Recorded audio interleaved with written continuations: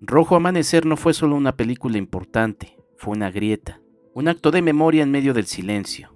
Filmada en secreto, editada entre presiones y finalmente estrenada en 1990, fue la primera cinta mexicana que puso en la pantalla, de forma directa y sin evasivas, la noche del 2 de octubre de 1968.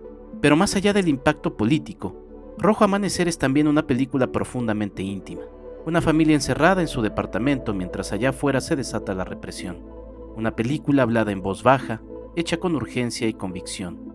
Y sí, con miedo. En este episodio converso con Gabriela Sosa Martínez, hija del actor y director de diálogos Roberto Sosa Rodríguez. Ella, sin crédito oficial y con apenas 20 años, documentó en fotografías el rodaje de Rojo Amanecer. Capturó ensayos, silencios, complicidades. Durante más de 30 años, guardó esas imágenes en su archivo personal hasta que decidió revelarlas, literal y simbólicamente. Sus fotos ya estuvieron expuestas en Tlatelolco en un gesto de justicia poética. Hoy siguen circulando, resonando, abriendo ventanas a lo que ocurrió detrás de cámaras.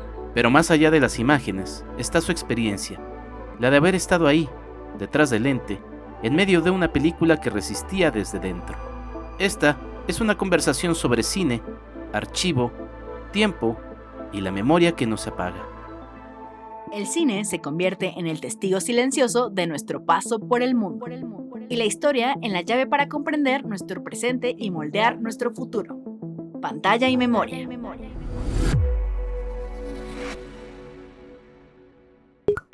@Enrique Figueroa MX en TikTok, Facebook e Instagram.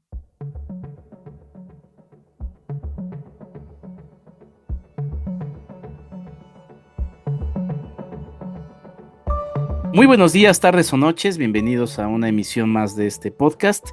Y como ya escucharon, nos vamos a adentrar en uno de esos temas que me ha acompañado ya desde hace muchos años y del que, bueno, tengo honor de promover, hablar sobre Tlatelolco, y como ya escucharon, vamos a hacerlo a partir de una de sus películas más emblemáticas, si no es que me atrevo a afirmar, bueno, probablemente El Grito, ¿no? Como cine documental también aparece ahí, pero bueno, como película de ficción, y además por ser pionera, pues obviamente Rojo Amanecer de Jorge Fons. Y para ello, pues me acompaña nada más y nada menos que una locutora, fotógrafa, comunicadora mexicana, soldada se acaba de decir antes de entrar de la radio a esta entrevista, y me refiero a Gabriela Sosa Martínez. ¿Cómo estás, Gaby? Me permitió que le llamara así de tú. Gaby, ¿cómo estás? Qué gusto saludarte, muchas Sí, gracias. con mucho gusto, Enrique.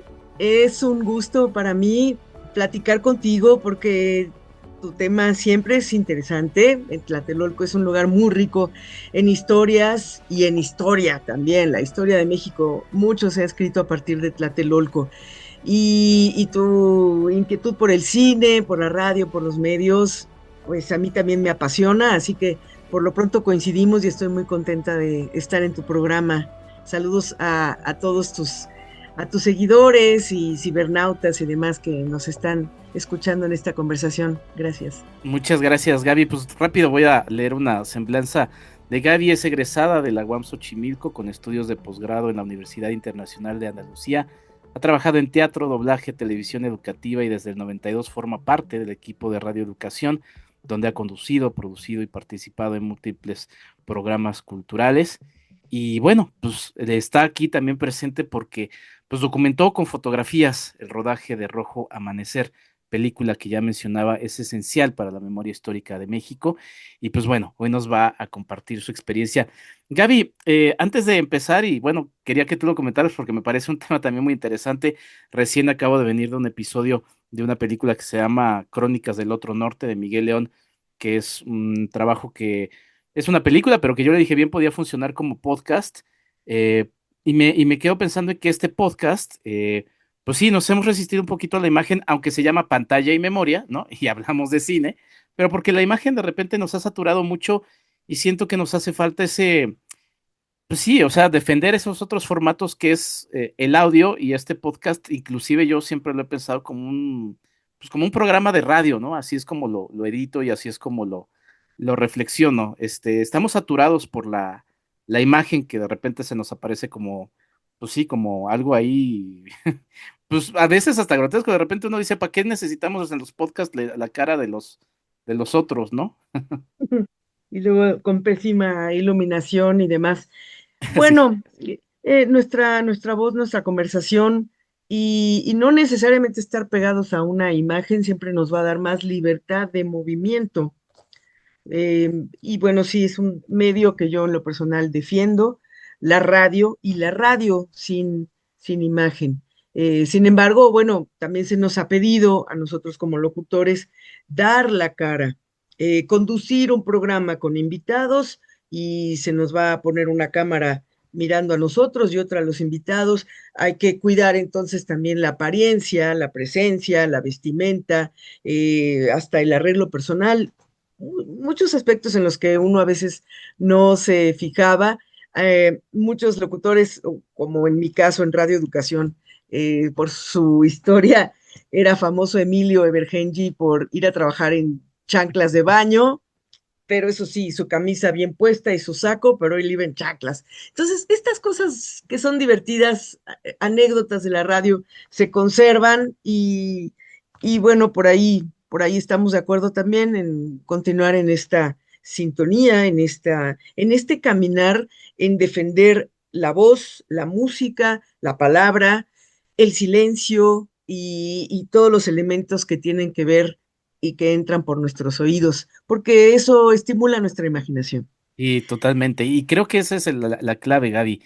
estimular la imaginación, ¿no? Lo que ha hecho la imagen, y pues también tiene un propósito, ¿no? Ahí social, de poder, también es tratar de que seamos menos imaginativos, menos creativos, ¿no? Y de que simplemente, pues sí, nos traguemos lo que se nos va presentando, ¿no? Y es cierto, Todo la imagen digerido. ha, exacto, sí, todo digerido y que la imaginación no quede ahí, ¿no? Ujú.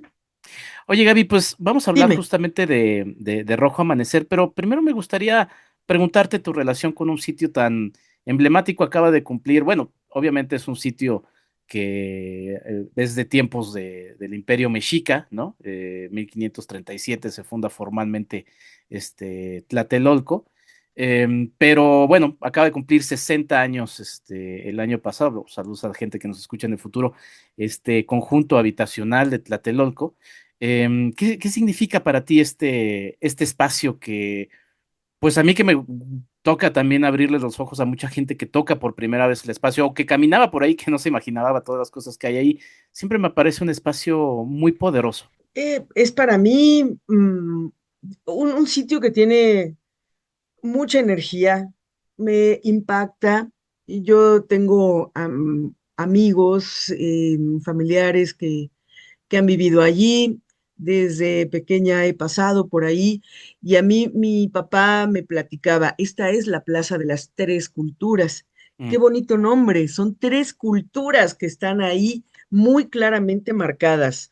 La zona ceremonial, el sitio arqueológico de Tlatelolco, también está el templo, que tú debes saber mejor que yo el nombre, San Francisco, Santiago eh, Tlatelolco. Santiago Tlatelolco, que ahora es un centro cultural, afortunadamente. Se hacen talleres, exposiciones de libros. Santiago Tlatelolco, gracias por el dato.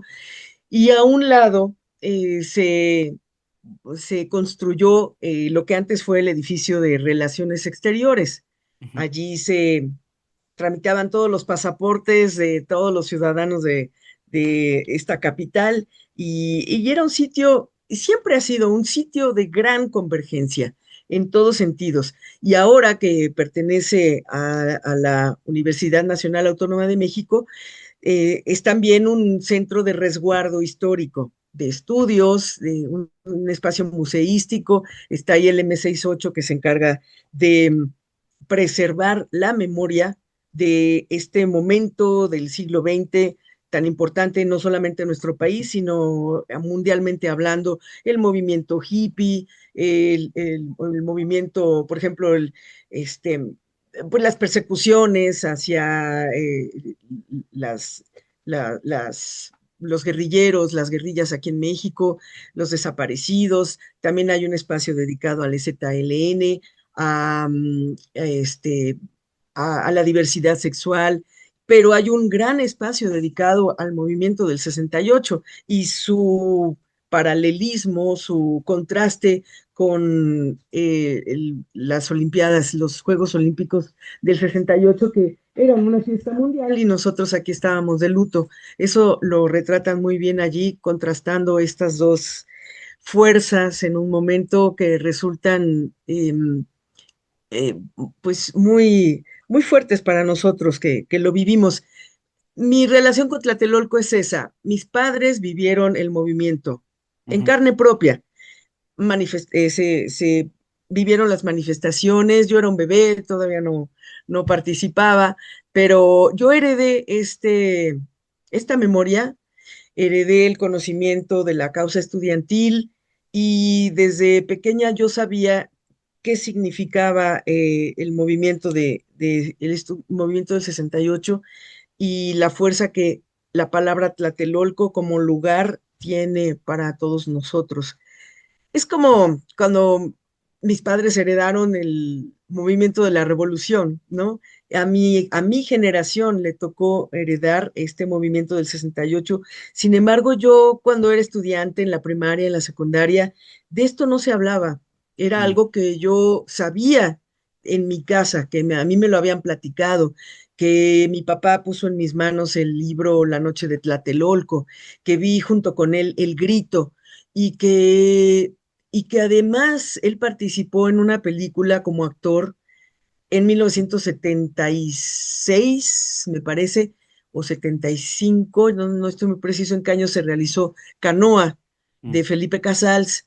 Entonces él como actor me explicaba, mira, estoy haciendo un personaje en el que nos toman en un pueblo y nos linchan. ¿Qué es un linchamiento? Es un movimiento de justicia por su propia mano, sin investigar si esas personas eran culpables o no. Simplemente les fueron sospechosos en un año en el que cualquier cosa que sonara a comunismo, a socialismo, a estudiantes, era peligroso, era jugarse el pellejo. Entonces, es la historia real de unos muchachos que quieren subir a la Malinche y son linchados por un pueblo. Yo a mis escasos 9 años, 10 años, entendí esa ficción y entendí esa historia que mi padre me contó porque él la estaba recreando junto con un equipo de trabajo, ¿no? Entonces, pues Tlatelolco implica una historia tras otra, como tú puedes ver. Y me encanta ir a Tlatelolco, es un Ujú. lugar mágico, estremecedor y es muy hermoso. Sí. Por dentro, Santiago es un templo precioso y es un lugar de conocimiento también. Sí, totalmente. Oye, pues Sí, qué bueno que nos comentas todo esto, Gaby, es importantísimo. Y ahorita regreso un poquito al tema de lo que mencionas de Canoa, sí, de tú Casals, córtame, porque Enrique, tú ponme pausa porque yo me sigo y no me detengo. no, fíjate que algo que no me gusta es justamente editar las entrevistas, porque tenemos la fortuna de que, pues como es un podcast, pues tenemos el tiempo libre y ya, Ah, qué pero sabroso. mencionaste precisamente, por ejemplo, a tu papá, tus papás, Evangelina Martínez y Roberto Sosa Rodríguez, Sí, fueron actores, ¿no? Entonces siempre tuviste también esa conciencia artística, ¿no? Muy presente en tu vida y en tu familia en sí, general. sí, claro. Mi padre fue actor, maestro, director de escena, tanto en teatro como en televisión. En la película Rojo Amanecer fue director de diálogos al Ujú. lado de Jorge Fons y también hizo un personaje del soldadito que no dice nada, pero su presencia dice muchísimo Sí. y para él fue un motivo de gran orgullo participar en esta película.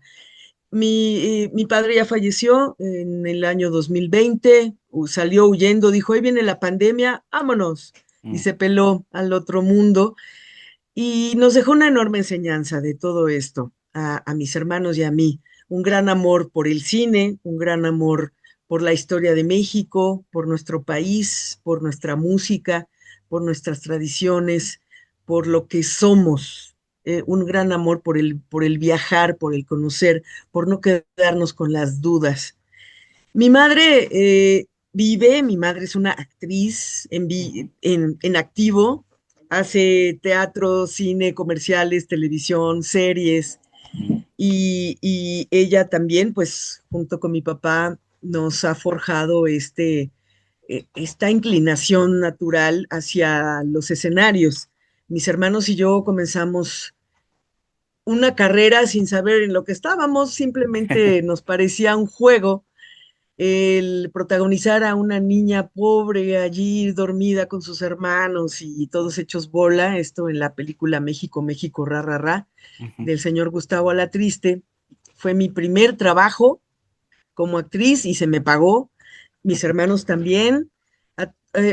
Fíjate que ha sido el único trabajo en el que hemos participado los cinco, Órale. papá, mamá y tres hijos.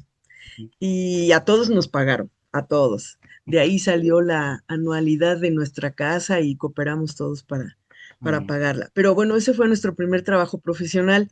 Y ya de ahí, yo sí seguí estudiando la secundaria, la prepa, la universidad, estudié fotografía. Ujú. Mis hermanos también continuaron su carrera, Roberto Sosa Martínez, Evangelina Sosa Martínez, principalmente como actores de teatro, cine y televisión. Y han estudiado ellos por su cuenta. Mi hermano fue becado por el FONCA, pues ya tiene esto bastantes años. Fue becado y se fue a estudiar 2 años a París. Mi hermana estuvo un año en Inglaterra, también estudiando inglés y algunas otras cosas, pero pues nos hemos seguido preparando cada quien por su lado en un oficio que aprendimos en casa. Esto fue algo que aprendimos en casa, como cuando el talabartero aprende a trabajar la piel y se lo hereda a sus hijos, o el mecánico también le enseña a sus hijos cómo aflojar tuercas, pues así nuestro padre y nuestra madre nos pedía, eh, ayúdame a memorizar, mija, órale. Vamos a memorizar las escenas del teatro, el guión para la televisión o para el cine. Y así nosotros aprendimos a entonar, a leer, a dar intenciones, pero era un juego y siempre ha sido un juego para mí. Ahora ya lo estoy estudiando más formalmente, aunque Ujú. hace algunos años estuve en la universidad estudiando letras, literatura dramática, pero no terminé. Ahora sí estoy estudiando un poco más seriamente el arte dramático porque es una herramienta que ayuda siempre en todo. Sí. Así que a mi tierna edad todavía soy estudiante. Fíjate que todo esto que mencionas, Gaby, es muy bonito porque sí, o sea, entendiendo que sí es una profesión y que siempre hay que estarse actualizando, aprendiendo nuevas cosas, pero para mí Sí, el siempre. arte en esencia, y creo que es algo también, justamente un poquito de lo que comentábamos al inicio, porque también el radio, ¿no? También es arte. Se nos ha olvidado que el arte en esencia es juego, ¿no? Y es divertirse, ¿no? Y no es tanto esta cosa como en el Ujú. cine, ¿no? O sea, entiendo y de repente es algunas cosas en las que luego podría parecer que me piso los propios pies, ¿no? Pero entiendo que se enseña y que hay estructuras y demás, pero también es esa cosa de no todo tiene que ser igualito, ¿no? Que es lo que sucede con el cine comercial, ¿no? Que pareciera que todas las películas son hechas en molde y se nos olvida que el arte es en esencia, pues, divertirse, ¿no? Crear, jugar. Sí, es entretenimiento, pero también es un medio de expresión, es un Mm. medio de crear empatía, es un medio de conocer otras tierras, otras personas, otras épocas, otras costumbres. Y eso está en la música, está en el cine, está en el teatro. Eso es el arte. Yo también estoy de acuerdo contigo en que sí hay un cine que ver y también hay un cine palomero, que puedes prescindir de él y puedes también escoger verlo. Claro. Yo antes de chava me sentía muy intelectual y nunca iba a ver una película de superhéroes ni cosas así. Y ahora casi tampoco nunca lo hago, ¿no? Pero si me invitan y hay la oportunidad de verla, pues lo veo porque es cultura general, Ujú. es lo que está viviendo el grueso del mundo, también un poco para conocer otro universo irreal en el que su propio mundo no sea eh, para no involucrarse o olvidarse un poco de su propia existencia, a lo mejor triste o monótona, o están viviendo algo que no les gusta vivir, frustraciones. Entonces, bueno, este cine también cumple una función, cumple la función de acompañar, de distraer, de dar alegría, de emocionar, de dar esperanza, y bueno, termina y se queda uno con un buen sabor de boca. ¡Ay, qué padres efectos! Me gustó mucho el chavo, qué guapo está. Uy, la chava está hermosa. Entonces, Ujú. vivimos en otro universo a través del cine, también del cine palomero. Entonces, pues sí se vale, ¿no? Sí, Y hay, hay quienes decimos, no, a mí me gustaría más ver otras 10 películas antes que esa, pero bueno, ahí sí ya es cuestión de cada quien. Y también el problema, Enrique, un poco, es que es el tipo de cine que está más a la mano. mm, Es el que tú vas, nosotros somos afortunados de vivir en una gran ciudad donde hay un buffet, ujú, prácticamente es un buffet y tú te sirves lo que tú quieras y en la cantidad que quieras. Pero yo que soy de Chihuahua y que voy para allá, veo que hay un solo cine en la ciudad donde nació mi madre, un solo complejo cinematográfico que además tiene poco tiempo y todo lo que se exhibe ahí es eso, palomero. ujú, Son películas palomeras, no hay cine mexicano, mucho menos hay cine dedicado a niños o mm, pensado para niños o pensado para una muestra de cine francés, por ejemplo, o una muestra de cine alemán, de cine ruso. Uy, no, están, pero lejos, lejos de aquello. Es solo películas palomeras, las Locos de Remate, si acaso alguna mexicana sería Los Godines en Las Vegas y cosas así, que insisto, se vale verla, pero que no sea la única opción. Eso es lo triste, que sea la única opción que los distribuidores cinematográficos solo le tiren a ese tipo de cine sin tratar de abrir los horizontes de los habitantes de una ciudad pequeña, como por ejemplo Ciudad Camargo. Y yo creo que es un ejemplo de muchos otros lugares de nuestro país. Y yo creo que muchas personas estarán de acuerdo conmigo. Hace falta opciones y no tanto abrir una nueva cineteca aquí en la Ciudad de México. Ya se abrió la del CNA, lo cual lo aplaudo, está hermosa y me encanta ir, pero una en Chapultepec, otra más, ay, híjole, hace falta en otros espacios del país con urgencia, distribuir el cine mexicano y distribuirlo en todo el territorio. El cine, el teatro, eh, sobre todo el cine y el teatro, creo que son artes que se deben mover, que deben llegar a todo México. No sé si sí. me estoy excediendo, No, no, pero no, es está mi buenísimo humilde y opinión. Ujú, no, y justamente también para ello te invitamos, Gaby. Mencionas varias cosas y quiero aterrizar en otra. Este podcast justamente se llama Pantalla y Memoria. Hablabas de ujú, empatía, también sí, como el arte como un medio para ello y también para la memoria. Y mira, curiosamente, quizá no toda la gente lo tiene tan en la mente, pero Canoa, Memoria de un hecho vergonzoso, como es el título oficial de la película del 76 de Felipe exacto. Casals, Muy está bien. basada, como ya mencionabas, en los hechos de, mira, el 14 de septiembre de 1968, es decir, un par de semanas antes de lo que termina también sucediendo el 2 de octubre del 68, que termina retratando Rojo Amanecer. Sin embargo, pues bueno, las condiciones no permitieron que se pudiera hacer una película sobre el 68, sino ya varias décadas después, porque Canoa pues se estrena menos de una década después de los hechos ocurridos allá en San Miguel Canoa, en el estado Ujú, de Puebla. Pero ujú. pues justamente vamos a aterrizar en ese 68. Tu padre te dijo, eres hija del 68.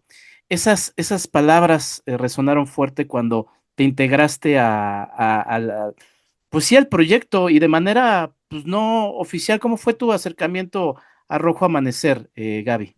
Sí, sonaron fuerte porque yo sabía desde siempre que el hablar del 68 era hablar de un tema que estaba vedado. Ujú, No se podía hablar del 68 en los años 80, en los años 70, era un tema prohibido, mm, ni en cine, ni en ningún medio, era un tema que no se podía tocar, igualmente el ejército, igualmente la Virgen de Guadalupe. Entonces, Rojo Amanecer, o el título original era Bengalas en el Cielo, guión de Javier Robles y Guadalupe Ortega. Ah, y cabe también decir, es importante decir que Tomás Pérez Turrent fue el guionista de Canoa, la película que Ujú. mencionabas primero. Y en una entrevista que me hicieron, ay, no me venía a la mente, tenía yo la idea de que era Felipe Casals, el Mm. maestro Casals, el director, que también había hecho el guión, pero más bien creo que son co-guionistas con Tomás Pérez Turrent. Bueno, los dos ya fallecidos. Hablando de Bengalas en el Cielo, que era el título original, no sé si tú lo sabías, Enrique, y también nuestros seguidores que nos están oyendo. Qué Y bonito que título, ¿no? sí, que aparte además esa frase la dice el personaje de Ademar Arau, ¿no? Carlitos, ¿no? El de Sí, hay sí, bengalas en el cielo, ¿no? Ujú. exactamente. Ese era el título original que le puso el maestro Javier Robles a su película. Y entonces se juntaron estos amigos, bueno, Javier Robles, no sé si has oído hablar de él, si lo conoces, sabes un poco de esta historia. Javier y Guadalupe se sentían con la necesidad de tocar ese tema como un compromiso social que tiene todo escritor, todo periodista, todo creativo. Hay temas en nuestra historia que nos duelen y que tenemos la necesidad de dar a conocer, de desarrollar. Y ellos dijeron, ¿qué mejor que una historia para cine? Una historia en la que todo apele a la imaginación. Y se escribió en un espacio, para realizarse en un espacio cerrado, como todos los que hemos visto la película, ya sabemos que se realiza todo dentro de un departamento donde vive una familia de clase media, cuyos hijos están involucrados con el movimiento estudiantil y lo entienden y son activos en este sentido, y el padre de familia es un funcionario completamente en contra de todo lo que está sucediendo, y están ahí esas fuerzas chocando en casa. No Y es el abuelo es necesario salir, soldado, ¿no? Bueno, ex militar, eh, ¿no? Ujú. ex militar, ¿no? Sí, exactamente. Allí está retratada, es el microcosmos de la sociedad mexicana del momento. Entonces, yo sabía que el hablar del 68 implicaba un compromiso, y aquí cabe la palabra clandestinidad, Ujú. porque se hizo de manera clandestina. Nadie teníamos permiso, se nos pidió que bajo juramento de tortura, bueno, casi, casi, que no develáramos de qué se estaba tratando la película. Es más, que no habláramos con nadie de que estábamos participando en una película con este tema. Mi padre a mí me dijo, ahora sí que yo solo pasaba por ahí, yo en ese entonces ya había estudiado en la Escuela Activa de Fotografía y trabajaba ahí, inclusive en la tiendita, y yo estudiaba Ciencias de la Comunicación en la UAM. Yo era estudiante, no me acuerdo ni en qué trimestre estaba. Ah, estaba en el trimestre de cine precisamente. Y bueno, mi padre, con los conocimientos que yo tenía, ya me había él invitado a tomar fotos de sus obras de teatro, que fotos para el cartel publicitario. Entonces yo iba y tomaba fotos en los ensayos, fotos a los actores, o nos íbamos al parque a tomar fotos de las obras en las que él participaba, que estaba poniendo en escena, Mónica y el profesor, y otras por ahí. Y y me dijo, mija, quiero que vengas como un fantasma sin intervenir a tomar fotos. Yo no fui mucho tiempo, yo no estuve ni siquiera de principio a fin durante la filmación de la película. Si quieres algunos datos técnicos, Ujú. Luces en el Cielo se filmó en 3 semanas. Ujú. Ujú. Empezó a filmarse a finales de mayo de 1989 a junio de 1989, finales de junio. Y se filmó de manera cronológica.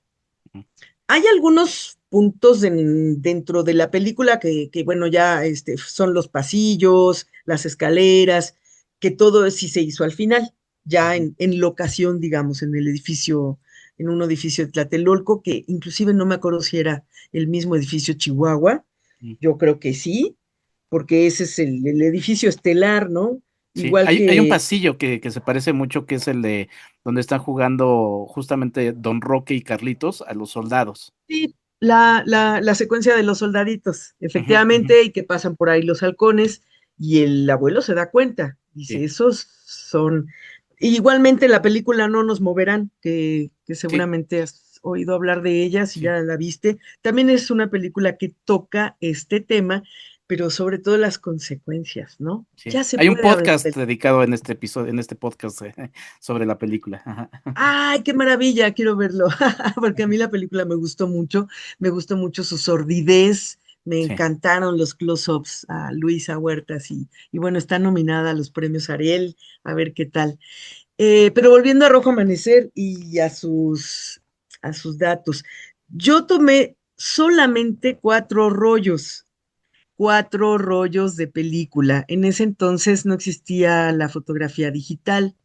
Yo tomé mi cámara reflex, yo misma llené mis carretes con película para tomar las fotografías, que si tú te lo recuerdas, cada carrete era de 36 fotos. Ujú. Yo lo llenaba con 38, 39 fotos, que quedara bien apretadita la película. Y bueno, así. Fueron, en total, yo tomé Mm. 106 fotografías, de las cuales yo misma las revelé.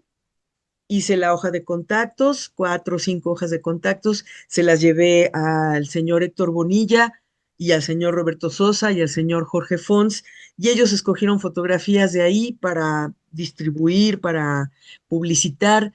También hubo otro fotógrafo ahí en ese entonces que era José Alonso, Ujú. Pepe Alonso, que su actividad primaria es ser actor, pero también es muy buen fotógrafo y él tomó fotos a colores, entonces me llevó ventaja en ese sentido porque sus fotografías fueron más impresionantes porque pues tenía el color de la sangre, el color del departamento, el color de todo, Ujú. y esas fueron las que se usaron principalmente para la publicidad de la película después cuando ya salió.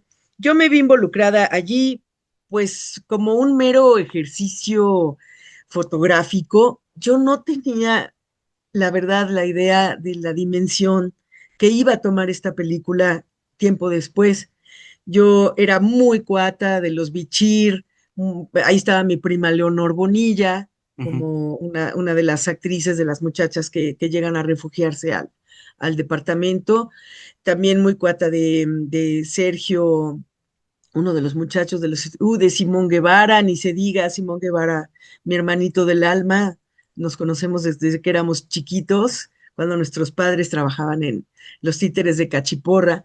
Entonces, todos prácticamente eran familia, Bonilla, Héctor Bonilla, Blas Galindo, eh, hubo dos alumnos de mi papá que trabajaron ahí, Sergio, uno de los estudiantes, y otro de los halcones, que llega con metralleta, uno peloncito, él Ujú. era mi alumno de mi papá, Mm. este, de teatro. Entonces, éramos una familia, todos nos cuidábamos a todos, y también estaban por ahí los cuates de Bruno Bichir, porque él era estudiante de cine y se jaló a sus cuates de cine para que hicieran el detrás de cámaras con video, material que está extraviado. Mm. Lástima, pero está perdido ese material. Pues en fin, todos éramos como una familia grande y hermosa. Conocer a Jorge Fons en persona, y luego fue el maestro Gilberto Guevara Niebla, a, miembro del Consejo Nacional, del Consejo Estudiantil, para platicar él su experiencia e involucrar a los jóvenes actores que de por sí ya habían tenido una preparación actoral para interpretar, para entender esos personajes y esa época. Ya mi papá ya se los había llevado caminando a recorrer toda la ruta de la Marcha del Silencio. Mm. Ya les había dejado de tarea leer La Noche de Tlatelolco como Biblia fundamental. Y en fin, ya habían platicado mucho sobre este tema, para llegar bien calientitos, bien involucrados a la filmación de la película. Entonces, pues así fue mi paso a estar ahí. Yo creo que fui afortunada de tener esta conexión con tantas personas y que yo me sentía como en mi casa, ¿no? A la hora de los ensayos, de cada toma, era cuando yo entraba a tomar mis fotos y a la hora de la toma tenía que retirarme. Y por eso logré captar también momentos muy cálidos de, de relación entre Blas Galindo, Héctor Bonilla, el maestro Jorge Fons, también acercándose a los actores, a platicarles, a motivarlos, a explicarles cómo quería la toma, en fin, esos momentos que detrás de cámara son también muy ricos, ¿no? Sí, sí, sin duda. Y que bueno, pues sí, justamente uno tiene que ser, como te dijo tu papá, ¿no? Un fantasma, porque pues, Sí, además con tan poco tiempo de filmación, pues lo que menos quiere uno es estar estorbando. Gaby, mencionas varias cosas. sí. A ver, me gustaría retomar el tema de lo del blanco y negro que dices de tus fotos, porque sí, o sea, entiendo, la película además es a color, pero no Mm, sé, como que le da algo, además de que, bueno, muchas de las imágenes más célebres que tenemos de 68 también hay imágenes a color, pero pues muchas son también en blanco y negro, entonces como que hay una conexión ahí muy interesante entre, pues sí, el hecho del 68 y la propia película, pero también como mencionabas, pues este material que tristemente en video ya no existe, pero tus fotografías, cuando, a ver, es que cuando, cómo las fuiste preservando y cómo fue justamente, pues, este momento de decidir mostrarlas, ¿no? Porque justamente Guadalupe ujú, Ortega, te ujú. busca y pues Sí, quieren hacer este trabajo que llena una memoria más de una de las películas, pues, más importantes del cine mexicano. bueno, yo no manejaba la foto a color. Mm. Para mí, como alguien no experto en foto, pero sí conocedor de los materiales, de los filtros, de las velocidades, de condiciones difíciles de trabajo, para mí era mucho más fácil llevar mi cámara manual y adaptarme a las condiciones de trabajo de ahí, con poca luz, con mucha velocidad, forzando la película. Es decir, las películas tienen diferentes tipos de sensibilidad. Digo, tienen porque todavía hay quien se atreve a fabricarlas y a usarlas, pero para mí era mucho más fácil comprar una lata así grandotota y las cortaba en el cuarto oscuro, las metía en el magazine y las revelaba. Ir a revelarlas, para mí era mucho más fácil manipular el blanco y negro. Yo misma hacer los contactos y las fotos que me encargaban, imprimirlas yo. Aquí en mi casa tenía mi cuarto oscuro, preparaba mis químicos y me aventaba todas las noches, 2 o 3 noches a la semana, hasta que amanecía trabajando en el cuarto oscuro. Es que era una pasión Claro. para mí impresionante la foto. Y el trabajar el blanco y negro era mucho más importante. El color ya requiere otras cosas, temperaturas, otro tipo de químicos, de un más control dentro del área de trabajo. Era muy complicado hacerlo más casero. Entonces, el blanco y negro es lo que yo hice. Yo cumplí con mi trabajo en ese entonces. Sí me consideraba yo también en ese entonces una fotógrafa profesional y dije, ahí está mi trabajo, pero ellos muy decentes me lo devolvieron ya cuando cumplió su cometido y yo con mucho cuidado guardé cada negativo, les puse su etiqueta y los llevé al almacén. El almacén es una caja enorme de negativos con contactos y demás, donde te encuentras fotos de teatro, de zonas Mm. arqueológicas, de manifestaciones, de en fin, de todo, ¿no? Fotos de actores porque antes se usaba mucho las fotos de modelaje de los actores posando para llevarlas a las televisoras, ¿no? Y a los representantes para trabajo. Entonces yo tomaba ese tipo de fotos y se quedaron ahí. Un tiempo después, Guadalupe Ortega y Germán Robles, que son maestros que forman a guionistas, tuvieron un alumno Alejandro Escoffier, que estaba escribiendo o está, todavía no lo sé, un material dedicado a Rojo Amanecer. Mm, Inclusive yo a Alejandro le ayudé con hacer contacto con algunas personas para que las entrevistara, entre ellas a mi papá. ujú. Él entrevistó a mi papá para ese libro y Alejandro me dijo, ¿te gustaría que tus fotos aparecieran en mi libro? Y dije, pero claro, yo brinqué de alegría y así me quedé esperando y pasó el tiempo y pasó el tiempo hasta que hace 2 años Guadalupe me preguntó, ¿qué pasó con tus fotos? ¿Siguen inéditas? Otra clave, inéditas, así Claro. es, Ujú. están inéditas, Enrique. Y dije, sí, efectivamente, están inéditas, siguen sin ser conocidas. Pues, ¿qué te parece si dentro de todas las actividades que estamos realizando por el primer aniversario luctuoso de Javier Robles, hacemos una exposición? Te voy a poner en contacto con Luis Carlos Pichardo, que es el director del Museo Casa de la Memoria Indómita. Esto fue hace 2 años, poco más de 2 años. Yo dije, Luis Carlos, me suena, me suena, me suena. Entonces se dio el gran encuentro con Luis Carlos Pichardo, que también es un gran amigo, fue un gran amigo de Héctor Bonilla, de mi padre, de Roberto Sosa, que participó en la obra La lucha se hace como asistente de dirección, donde participaban Héctor, Fernando Balzaretti, Arturo Alegro, Lisa Wheeler, Blas Galindo. Bueno, era un reparto que te vuelves loco, era una maravilla esa obra de teatro. Entonces, este viejo amigo me dijo, vamos a poner aquí la exposición dentro de las actividades, se va a exhibir Rojo Amanecer, pero resulta que el M68 se interesó por ser un espacio más grande, por ser Ujú. un espacio que además vendría a ser un cobijo para esta exposición, para la exposición de luces en el cielo detrás de cámara, Rojo Amanecer detrás de cámaras, y además que yo dije, es que en mejor lugar no puede estar, porque para mi padre, Tlatelolco era un lugar muy importante, y pues bueno, mi padre es, para mí es como, pues es mi gurú, es mi guía, y mucho en honor de mi padre, pues es que esta exposición se realizó. Yo elegí una foto, un cartel, la del soldadito, que Ujú. además así cariñosamente le titulé El Soldadito, porque pues él está allí y es por eso que se dio esta exposición. Inaugurada el 7 de octubre de 2023, sábado, precisamente que fue el día en que comenzó el ataque a Gaza. Ujú.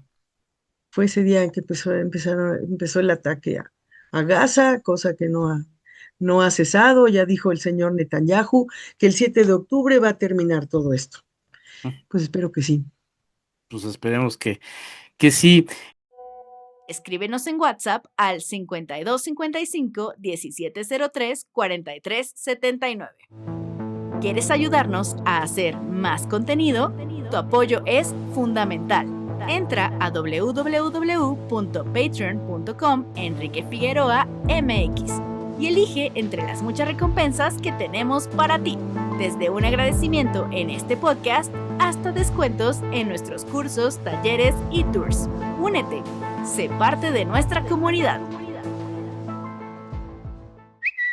@EnriqueFAMX en X.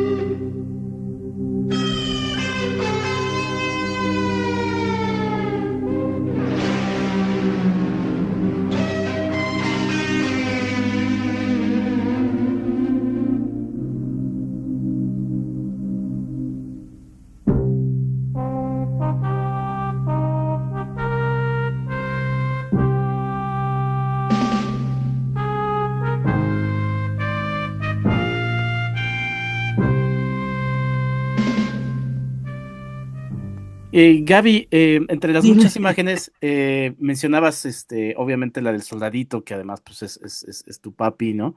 Pero Sí, también sabemos que te gusta mucho esa de Héctor Bonilla y Blas García, abrazados, riendo. ¿Qué otras sí. imágenes o fotografías te gustan? Digo, imagino que todas, pues obviamente porque las tomaste y por lo que significan, pero Ay, ¿qué pues otras sí. fotografías recuerdas y tienes con cariño? Y además cuéntanos un poquito del ambiente que se ve reflejado en esa de Héctor Bonilla y Blas García, pues en donde pues grabando una película así, pues era un ambiente pues muy amigable, muy pues era pues sí, o sea, digo, sí una celebración de poder contar una historia que es importante y que obviamente Ujú, nos duele, ¿no? sí.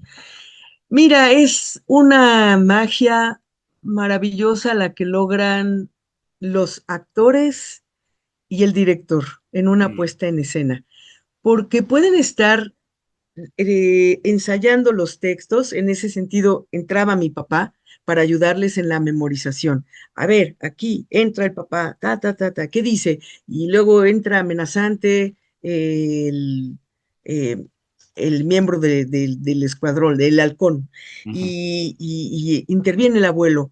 Entonces, todas estas fuerzas empiezan a tener lugar, la concentración, y bueno, hasta aquí terminó el ensayo, ja, ja, ja, ja, ja, y se abrazan y cotorrean, y ponme el estopín, y ay, no me vayas a quemar, y no sé cuánto, y le das, y empiezan a ensayar movimientos, forcejeos.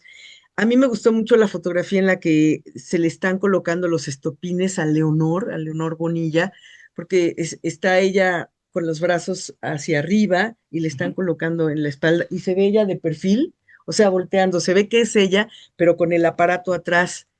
Eso es muy bonito, pero técnicamente es una foto que no resultaba tan llamativa para la exposición, quedó fuera de la exposición.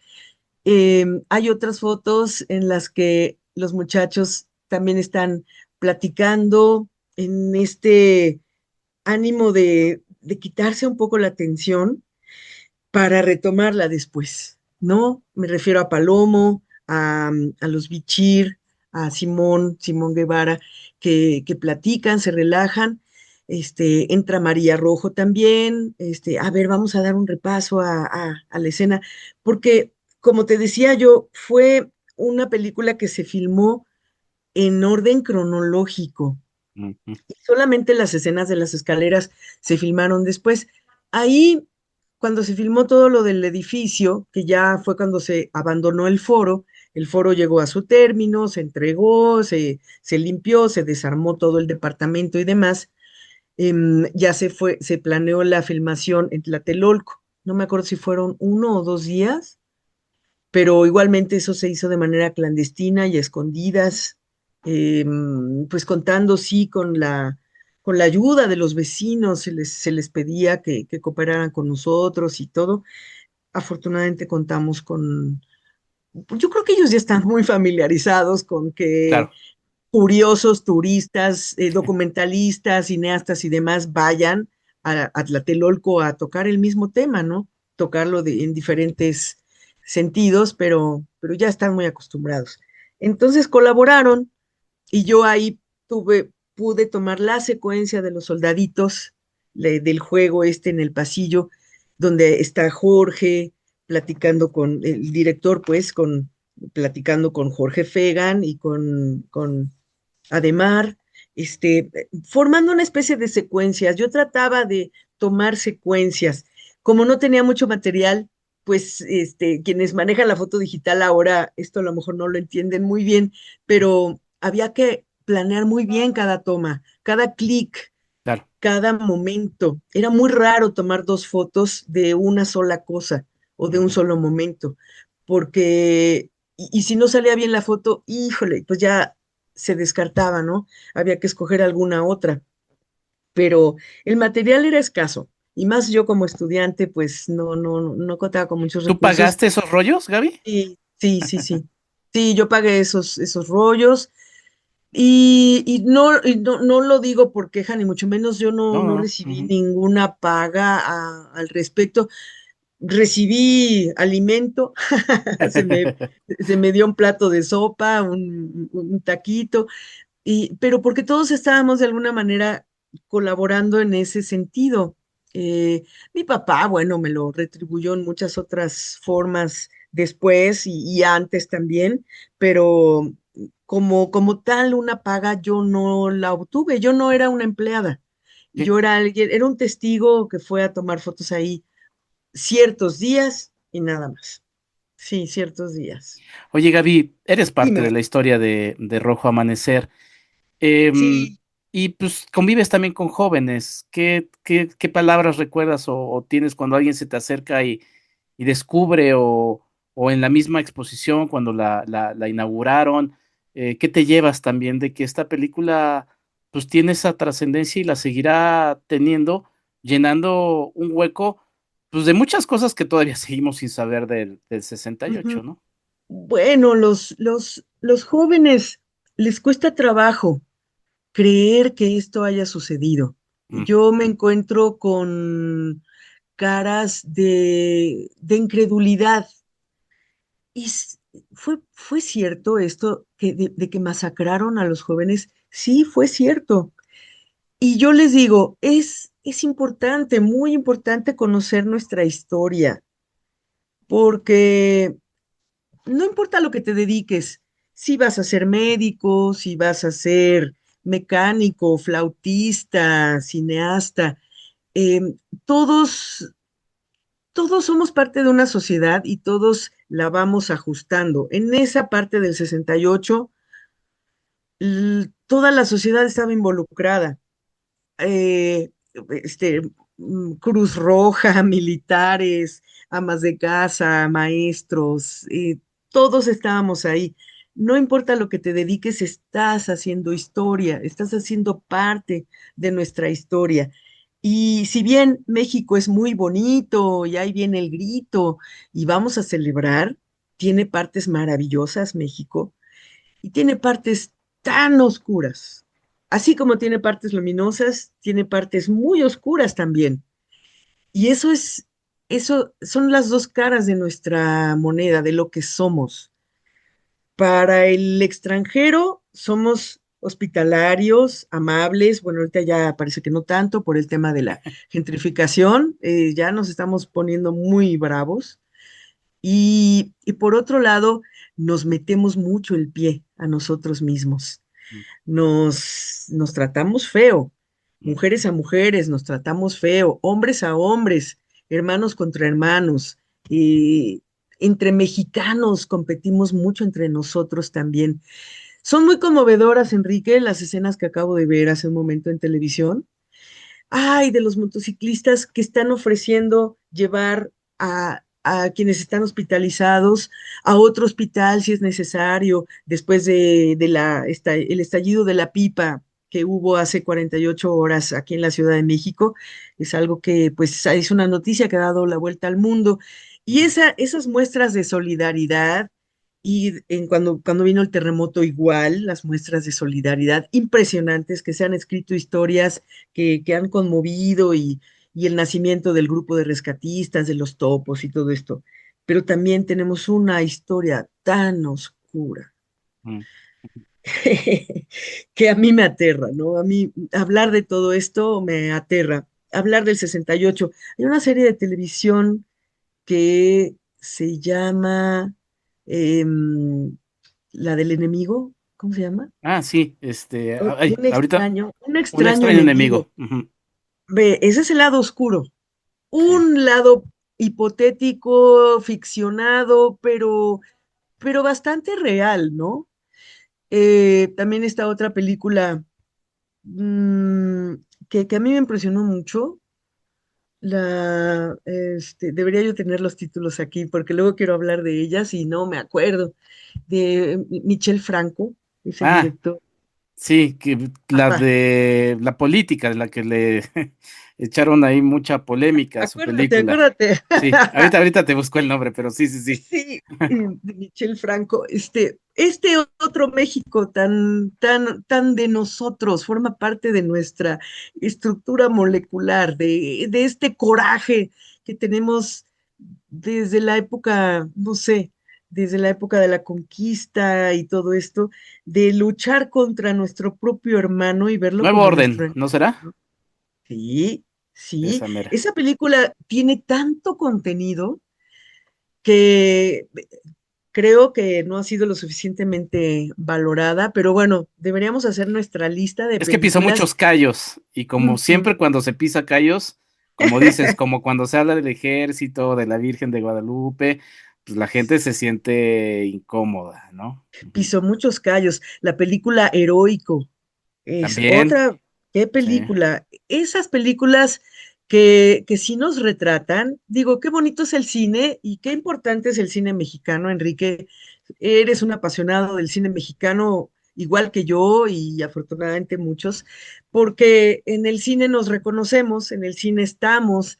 Hay otros países que no tienen tanto cine y bueno, no logramos conocer esos países porque principalmente a través del cine, de la música, de su arte en general, conocemos otras culturas. Y México se ha dado a conocer ante el mundo por su cine, para bien o para mal, pero estamos en las pantallas de muchos países y, y Rojo Amanecer, qué bueno que la han visto muchas personas.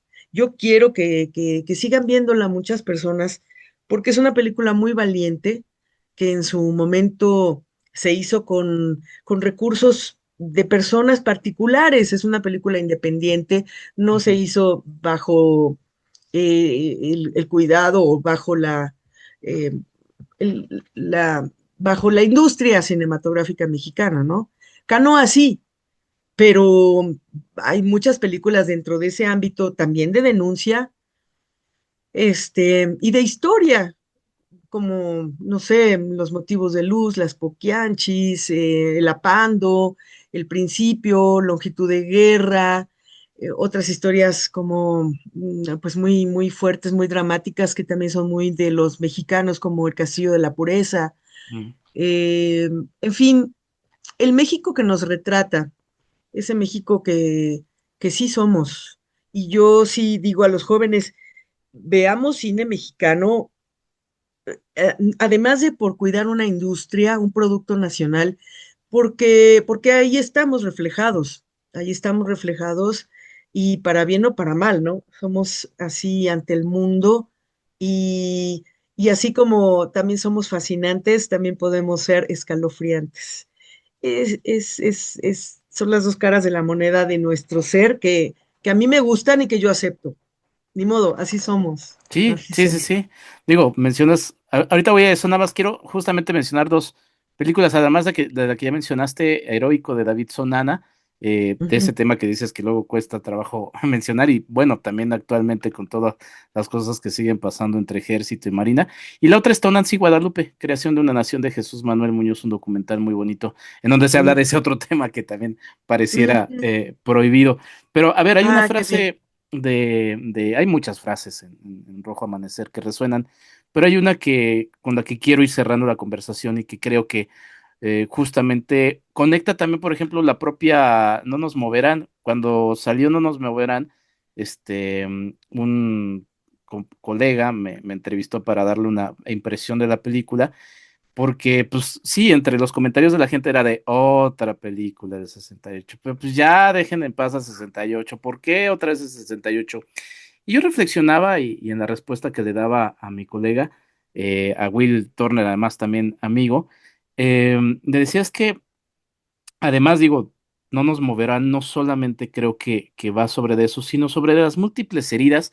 Y ya que hablábamos de Tlatelolco, las muchas heridas abiertas, pues todavía la conquista está abierta, ¿no? O sea, todavía hay este elemento de, bueno, es que los españoles tienen la culpa de todo. O sea, son heridas tan profundas que sí deberíamos como de, y justo como dice esa película, ¿no? No es perdonar, o sea, perdonar no es olvidar, ¿no? O sea, no significa que al perdonar digamos, ok, ya se olvida todo, no, pero sí es abrazarnos también y dentro de ese otro elemento que mencionas, Gaby, que también es muy cierto, que es, a ver, somos tanto la luz como oscuridad, o sea, somos eso. A veces nos Ujú, cuesta mucho a través, o no a veces, sino muchas veces, nos cuesta trabajo ujú. aceptar esa parte oscura que somos. Yo me acuerdo antes del sismo del 17, que yo era como, yo siempre con las fechas patrias soy un poquito, no sé, o sea, me provocan muchas cosas porque obviamente Mm, pues es parte de todo este discurso, ¿no? Y del nacionalismo, que además ya siento que ya tendría que ser un tanto obsoleto y tendremos que trascender a otras cosas, pero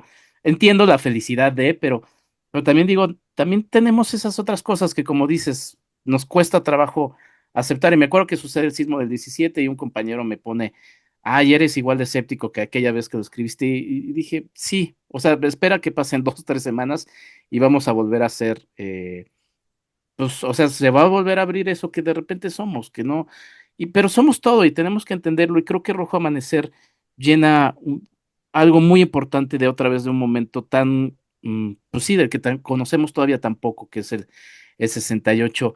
Y bueno, es esta frase que dice uno de los estudiantes hacia el final de la película: la gente no ujú, puede dejarnos solos, no puede, que es la esperanza de esta estudiante, como diciendo, bueno, es tan grande lo que acaba de pasar que no nos van a dejar solos, ¿no? ujú, No sé, yo también siento que este país cada día, y ahora más actualmente, cada día tiene una tragedia nueva, que pues todos estamos divididos tratando de resolver nuestras propias tragedias, hasta personales también, ujú, que pues es tan difícil, ¿no? Pero este grito de este estudiante sigue ahí presente, ¿no? Y los gritos de todos, lo que mencionabas de la explosión en Iztapalapa, toda esta gente que dice, no es posible que, o sea, no nos pueden dejar solos. Y al final cada uno está en su propio mundo ujú, y deberíamos de abrazarnos y reconciliarnos y decirnos, ¿sabes qué? ujú, O sea, sí, porque todos pudimos ser, es esto, bueno, quienes vivían en el 68 y fueron estudiantes pudieron haber sido ellos, los de la explosión pudimos ser nosotros que estamos en el transporte público, y ujú. creo que eso también sigue muy vigente en Rojo Amanecer. Y ese grito y esa frase me conmueve mucho, Gaby. Sí, se queda clavada, es como una especie de tarea que se nos deja a los que vimos la película. Sí, en la película en sí y su anécdota duelen, impresionan y no sin afán de tortura ni mucho menos, pero también hay que ver la estructura cinematográfica, cómo se hizo, todas estas frases que están tan bien pensadas y colocadas en cada uno de los personajes. Es una obra, es una puesta en escena hecha milimétricamente, con mucho cuidado. Para eso, bueno, se necesitaban estupendos actores que afortunadamente están ahí y, y yo veo que sí, abrió una puerta franca a tocar este tema y bueno, muchos mitos y leyendas alrededor de la película que la han favorecido, afortunadamente. Se dijo que había estado enlatada Mm, y que la censura. eh, pues no, no, esta película sí se exhibió a la presidencia, se hizo una función privada y la presidencia nada más dijo, quítenle dos cosas. Cuando pasa el soldado al final, quítenselo. Y también cuando la niña viene de dar su testimonio, que viene de la casa de la amiga y que su mamá la está peinando, y viene muy nerviosa y que dice, es que eran muchos soldados, muchos, muchos, daban miedo. Eso se pidió quitar, mm. pero hasta donde yo sé, las versiones que ahora ya circulan, sí está incluida esta escena, ¿sí? En este sentido, a lo mejor Guadalupe Ortega puede ser un poquito más precisa, porque, bueno, ella está directamente involucrada en todo esto. Bueno, a mí me causa dolor, pero mira, tómalo como chillido de marrano cuando llegue el carnicero, que digan, hay otra película, el 68. Yo me tengo que aguantar mis reyes y godines, y los ricos que se vuelven pobres, mi reina de Monterrey, no sé qué. Se tiene uno que aguantar todo eso, porque ya sabemos de qué se trata. Va a haber musiquita, muchachas bonitas, cuates en la playa disfrutando, o sea, ya sabemos que viene, pero Y de esas entonces, hay más, muchísimas más. ¿verdad que sí? Entonces es muy justo que sí se toque el tema del 68 con Rojo Amanecer en primer lugar, como la que abre la puerta. Yo no puedo decir que es la mejor, no, no. Cinematográficamente hablando, a mí me gusta Canoa. Mm. porque la manera en que está contada, no lineal, yo cuando era chica y la vi, yo la alucinaba. ¿Por qué el señor está mirando a la cámara? ¿Por qué me está mirando a mí? ¿Por qué me está diciendo tragedias y luego parece que me engaña? ¿Por qué vemos al cura? ¿Por qué luego volvemos a la masacre? Esa manera de narrar ese hecho a mí me pareció una obra de arte, cinematográficamente hablando, y el guión es muy inteligente. Pero bueno, volvamos a la lista. Está Canoa como preámbulo, está, y otras más. Está Rojo Amanecer o Bengalas en el Cielo, como la que abrió la puerta. Y empezó a tocarse el tema en Olimpia, Ujú. la película de, como Sí, con que se hizo, retroscopía. ay, sí, Es muy bonita, a mí me gusta mucho. que Ujú. a mí me encantó esa película, Enrique. De veras, la gocé, la disfruté. Y yo, como heredera de este tema, pues yo me llevo a mis chavos y desde chavitos también, ellos ven este cine, ven estas propuestas que y ya tienen también ellos un criterio. Es la manera de ir guiando a los estudiantes, a los jóvenes. Vimos Tlatelolco, verano del 68, De que volado. bueno, ya involucró ahí más música, actores más monos, una historia de amor, pero con esas llaves, con esos clues, se abre el tema a un nuevo público. A mí me pareció muy atinada esa película y muy oportuna.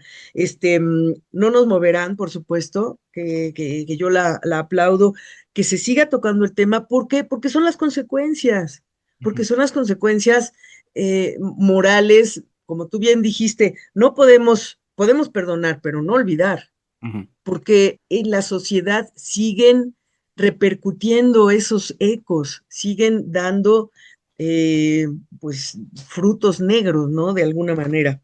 Y quiero platicar una anécdota de, de Tlatelolco, verano del 68, si quieres nada más para No, no, no, adelante. Soy yo el que cerrar siente que la te está plática. robando más tiempo del que acordamos. Y yo Ay, podría perdón, quedarme perdón. horas platicando contigo. Bueno, ya casi para irnos, sí, soy muy presumida y tengo dos hermanos muy talentosos, Evangelina y Roberto. Pues una tarde, estimado Enrique, llegué a casa de mi hermano. Mi hermano vive en la parte de abajo y mi mamá vive en la parte de arriba. Pero entonces yo llegué y saludé a mi hermano y dice, hermana, ayúdame, por favor, necesito unas fotos porque me están ofreciendo un papel en una película. Ah, sí, sí, cómo no. Entonces agarré su celular, a ver, ponte de perfil, de frente, y empezó a hacer unos gestos, así, Sí. sacando los dientes como si tuviera la quijada hacia adentro. Dice, de frente y de perfil, ahora riéndose. Y digo, ¿y esas fotos para qué son? Es que a lo mejor hago a Díaz Ordaz, me dijo. Poco. Entonces mandaron esas fotografías al departamento de caracterización, le hicieron sus dientes y una aplicación para arriba y para abajo para personificar a Díaz Ordaz y se quedó con el papel gracias a mis fotos. Es que Sí. Evangelina y Roberto tienen una hermana muy talentosa que se llama Gabriela Sosa. Ay, Enrique, pues somos tres hermanos, somos un equipo grande, y bueno, pues cuando estaba mi padre también, pues éramos un equipo de cinco actores y quienes siempre entendemos el, ay, la labor. Yo admiro mucho a los actores y a las actrices. Me encantaría ser una gran actriz. Soy una actriz mediana, tengo mis limitaciones y yo gozo mucho siendo actriz. Yo soy actriz de doblaje y esa fue mi gran escuela, la actuación en doblaje hace ya algunos años. Luego la dejé por la radio y ahora estoy pretendiendo volver al doblaje otra vez. Pero sí, mi hermano es Roberto Sosa Martínez, lo digo con mucho gusto, así como él también nos menciona cada vez que se puede.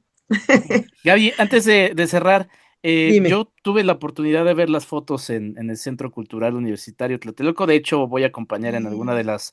de las promociones de este episodio imágenes que tomé de aquella exposición, pero ¿dónde más podemos verlas? O sea, ¿qué hay planes? Además de este libro que dices que, bueno, no se sabe qué pasará. ¿Hay algún plan? ¿Quieres hacer algo más para presentar estas fotos, porque, pues Ay, sí, es sí. parte de ese, y si no, pues me apunto para ver qué hacemos en conjunto, lo que sea.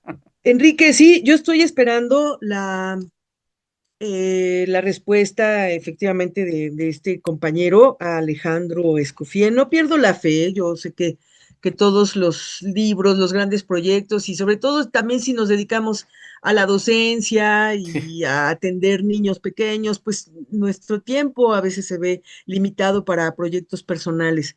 Yo espero ese proyecto en especial y después de estar en el M68 por un tiempo de 10 meses, que fue un tiempo muy generoso. Aprovecho para agradecer a las autoridades del M68, a Jimena Jasso sobre todo, y, y a todo su equipo muy, pues muy cálidos y además la gente que iba a recibir, a ver toda la exposición, se quedaban en especial ahí en la exposición de Mm, fotos de detrás de cámaras ujú, porque les parecía un final fuerte, contundente y además muy interesante. Fíjate que yo organicé varias excursiones. Una vez cada 2 meses, cada determinado tiempo, yo hacía grupos y avisaba. Voy a ir con tantas personas, a las 11 de la mañana los cité y va a ser una visita de 2 horas. Entonces, había alguien del M68 dando una explicación de todo el piso, digamos, todo el temario de la exposición, y ya al final, en rojo amanecer, quedaba yo y a platicarles de todo esto y a resolver dudas. La cantidad de público que fue enorme y muy variada. Iba de mm. todo. Iban radioescuchas de radioeducación, vecinos míos, compañeros de la escuela, grupos en los que yo estoy, familiares, amigos de amigos, de todo, de todo. Y todos preguntando mucho sobre todo esto. Entonces, ¿y por qué permanecieron inéditas tanto tiempo?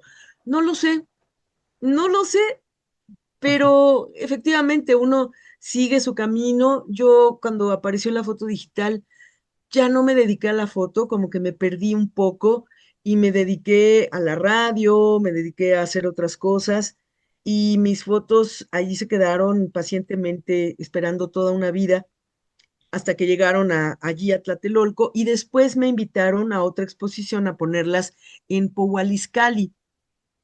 También agradezco mucho a su director el haberme invitado y al maestro Sergio Quintero, quienes me invitaron a llevar allí la exposición que fue inaugurada por María Rojo, además. Allí estuvo María Rojo y se habló de la película, se exhibió ahí también, se hizo una plática con todos los estudiantes de Pohualizcali, que es una escuela independiente, que, gratuita, una escuela para acercar el conocimiento y la producción de cine, de foto a población de Iztapalapa. Un proyecto muy interesante. Entonces, a mí me encantó llevar ahí mis fotos. Me sentí muy honrada porque además yo soy iztapalapense, vivo en esta alcaldía Esta entrevista, y perdón, se está haciendo desde el Cerro de la Estrella, para que lo sepas. sí, por allá te veo. Aquí estoy levantando Eh, mano. No me digas, Enrique, estamos bien cerquita entonces. Ah, Ahí mira estamos. Si qué nos bonito. hubiéramos visto en un café, ahí Sí. está. Yo creí que estabas muy lejos, la verdad. Entonces, pues estoy aquí a las faldas del Cerro de la Estrella, muy cerquita del metro Lomas Estrella. Pero, pues bueno, aquí están las fotos a disposición de quien guste. Estaba yo esperando una confirmación de una invitación que me habían hecho por parte de la Universidad Autónoma de Chihuahua. Mm, Pues igualmente, porque pues allá no llegan estas claro. cosas, allá no llega tanto este cine. Entonces yo les dije, organícense, si quieren yo llevo la película y llevo mis Mm, fotos. Y con que me paguen mi avión, yo con eso estoy feliz y me aviento allá una semana montando y preparando la exposición, dándole publicidad para que vayan los estudiantes, maestros y todo mundo que quiera ir. Pero no se ujú. concretó esta invitación. Yo estoy igualmente, Enrique, abierta a acordarlo, a ir viendo tiempos, si funcionan las fotos que ya están impresas, esas mismas se usan, todo el material está digitalizado y potencialmente se puede usar todo para montarlo en diferentes tamaños, no colores, pero sí tamaños y formatos, ¿no? Hay fotos que aguantan imprimirse en un formato más o menos grande, pero no muy amplio porque el grano está muy roto, entonces se notaría mucho. Pero todas las fotos están digitalizadas, que te digo, son en total 80 y, no, son un poquito más de 100. ¿Cuántas son? 106, ¿no? Por ahí. 106. Pues están ahí y además aquí tengo la lista de todas las personas que fueron a verla al M68, que sí fue una cantidad considerable. Pues yo como fotógrafa me sentiría muy, muy honrada, sí son 106. Y en la exhibición estuvieron aproximadamente 45 fotos Ujú, ujú. que formaron parte de ese muro detrás de cámara Rojo Amanecer en el Centro Cultural Universitario Tlatelolco. Pues Gaby, Gracias. de verdad te agradezco muchísimo por esta Vaya. charla, Gabriela Sosa Martínez, Gaby, por permitirnos escucharte y tenerte también aquí con las voces de este pantalla y memoria, nada más para no irme sin dar la referencia, Olimpia de José Manuel Cravioto, película de 2018, y rapidísimo los remito también a episodios de mi podcast, el 84 No Nos Moverán, en donde entrevisté al director Pierre Sant Martín Castellanos, Muy 50 bien. años del Halconazo con Felipe Galván, en donde hablé del Halconazo, y Tlatelolco, 60 años de historia, arquitectura y resistencia, el episodio 44, donde hablé con un cronista sobre Tlatelolco. Gaby, pues Fíjate, muchísimas el gracias. Dime, halconazo, dime. sí, perdón, el halconazo también se ha tratado en diferentes películas, ¿no? Sí, Como en El Bulto, el bulto. y Ujú. por ahí se hizo una mención, yo diría poética, en la película Roma. Sí, Cuando yo gran escena. reconocí el halconazo en Roma, dije, ¡oh, Dios mío! ¡Qué México! Eso es México. Sí, Sí. somos unos apasionados, sin duda. Tengo redes sociales. Por favor, por favor. Estoy, ¿Y dónde pueden estoy, escuchar en Radio Educación también? por supuesto, yo soy locutora de Radio Educación.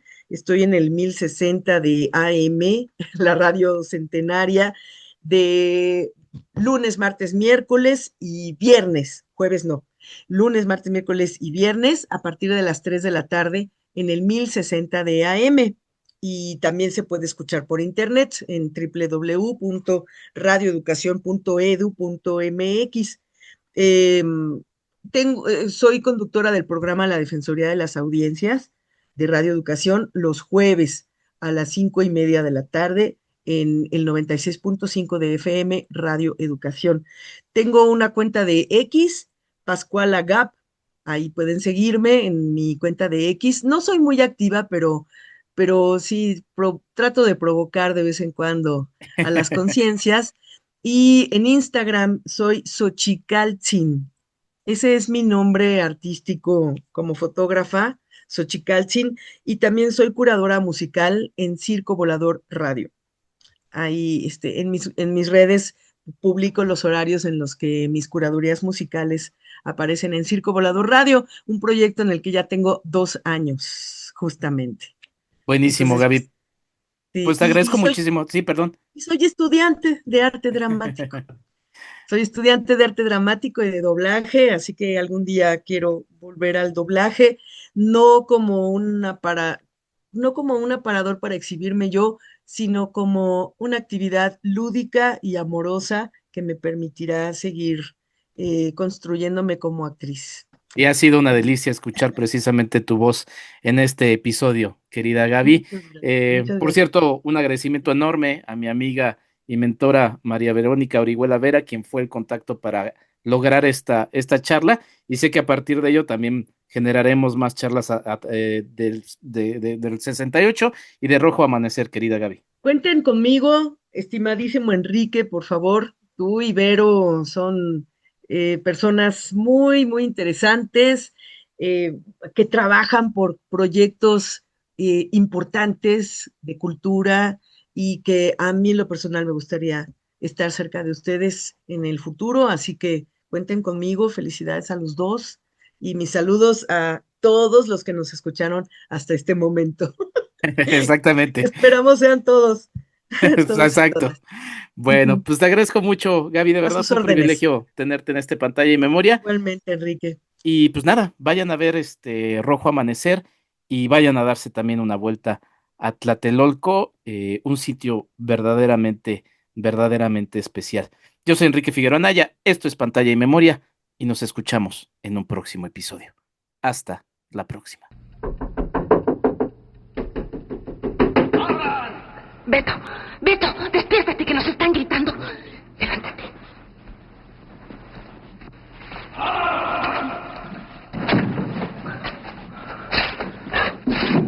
Espérate ahí.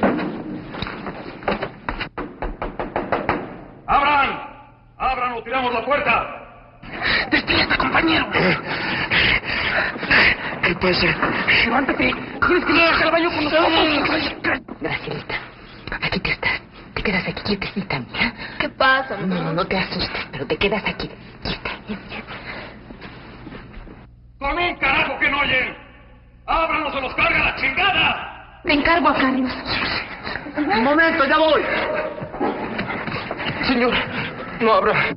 Por favor. No abra. Pantalla y Memoria. El arte de recordar a través del cine. Un podcast de Enrique Figueroa MX.